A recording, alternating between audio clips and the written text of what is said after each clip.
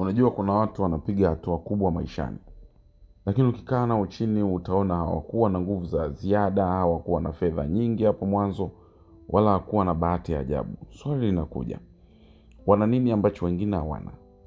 Wapo wanaoamini kuwa siri iko kwenye kitu kinachoitwa jicho la tatu. Lakini je, ni kweli? Na lina uhusiano gani na mafanikio makubwa? Hebu tuingie ndani kidogo. Kwanza kabisa, jicho la tatu sio jicho halisi unaloweza kuliona kwenye uso. Ni ishara ya ufahamu wa ndani. Ni uwezo wa kuona mambo kabla hayajatokea. Ni hali ya akili inayokufanya utambue fursa ambazo wengine hata hawawezi kuziona. Watu wengi wanaishi kwa kutumia macho ya kawaida tu. Wanachoona mbele yao ndicho wanachoamini. Lakini kuna kundi dogo sana la watu. Wao wanaona zaidi ya hapo. Wanaona uwezekano. Wanaona hatari kabla haijatokea. Wanaona fursa ndani ya matatizo. Na hapa ndipo siri ya mafanikio makubwa inapoanza. Hebu fikiria. Watu waliofanikiwa sana mara nyingi wanakuwa na kitu kinachoitwa vision. Vision sio ndoto ya kawaida. Ni uwezo wa kuona maisha unayotaka kabla hayajatokea. Na hiyo ndio kazi kuu ya jicho la tatu. Linakusaidia kuunda picha kichwani mwako na kuamini hiyo picha hata kama dunia nzima inaonekana tofauti. Mfano, mtu anaweza kuwa hana kitu kabisa leo, lakini ndani yake anaona tayari yeye ni tajiri, ana mafanikio na anaishi maisha makubwa. Watu wengine watamcheka, lakini yeye anaendelea. Kwa nini? Kwa sababu anaona kitu ambacho wao hawaoni. Hicho ndicho kinaitwa jicho la tatu likiwa limefunguka. Lakini sio tu kuona ndoto. Jicho la tatu linaenda mbali zaidi. Linakusaidia kufanya maamuzi sahihi. Ushawahi kuona mtu anaamua kitu na kila mtu anasema amekosea, lakini mwisho wa siku inaonekana yule mtu maamuzi yake yalikuwa sahihi. Hiyo sio bahati, bali ni intuition. Ni sauti ya ndani ambayo watu wengi hawawezi kuisikia. Wakati wengine wanafuata umati, yeye anafuata hisia zake za ndani.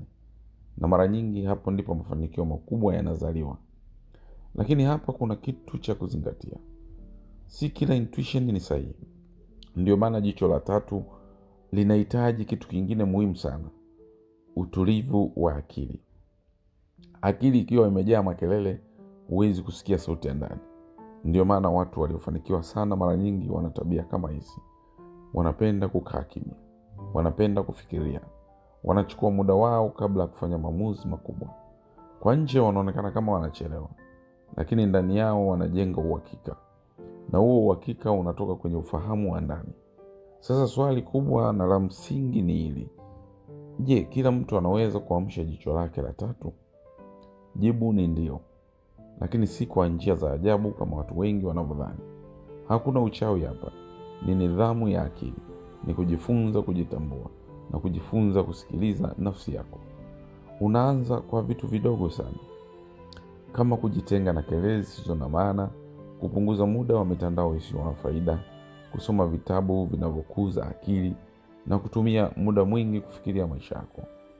Pole pole unaanza kuona tofauti. Mambo ambayo zamani yalikuwa hayana maana yanaanza kuwa na maana. Fursa ambazo ilikuwa unapita nazo bila kuziona, unaanza kuzitambua.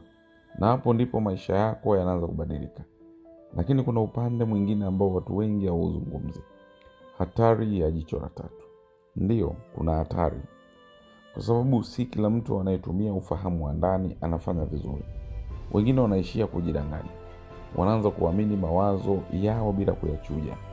Wanaacha kabisa kusikiliza ukweli wa nje. Na hapo ndipo wanaanguka. Kwa hiyo siri ni hii, balance. Tumia akili yako ya kawaida, lakini pia sikiliza sauti yako ya ndani. Ukichanganya hivi vitu viwili unakuwa mtu hatari sana kwenye mafanikio. Sasa hebu tuunganishe kila kitu. Jicho la tatu linakupa vision, linakupa intuition na linakusaidia kuona fursa na kufanya maamuzi yaliyo sahihi. Lakini mafanikio makubwa hayaji kwa kuona tu, yanahitaji hatua. Hapa ndipo watu wengi sana wanafeli. Wanaona, wanaota, wanaamini, lakini hawachukui hatua. Na ukweli ni kwamba haijalishi unaona mbali kiasi gani. Kama hutendi, hakuna kitakachotokea. Watu waliofanikiwa wanatumia jicho lao la tatu lakini pia wanachukua hatua kubwa sana maishani. Wanajaribu, wanashindwa, wanajifunza, wanarudia tena, na kila wanapofanya hivyo vision yao inazidi kuwa wazi. Mwisho wa siku, mafanikio makubwa sio matokeo ya bahati, ni matokeo ya kuona kile ambacho wengine hawaoni, kuamini kile ambacho wengine hawaamini, na kuchukua hatua ambazo wengine wanaogopa kuchukua. Na hapo ndipo siri yote ilipo. Sasa jiulize, wewe unaishi kwa macho ya kawaida tu, au unaanza kufungua jicho lako la tatu? Kwa sababu ukweli ni kwamba dunia hii imejaa fursa, lakini si kila mtu anaweza kuziona, na wale wanaoziona ndio wanaobadilisha maisha yao milele.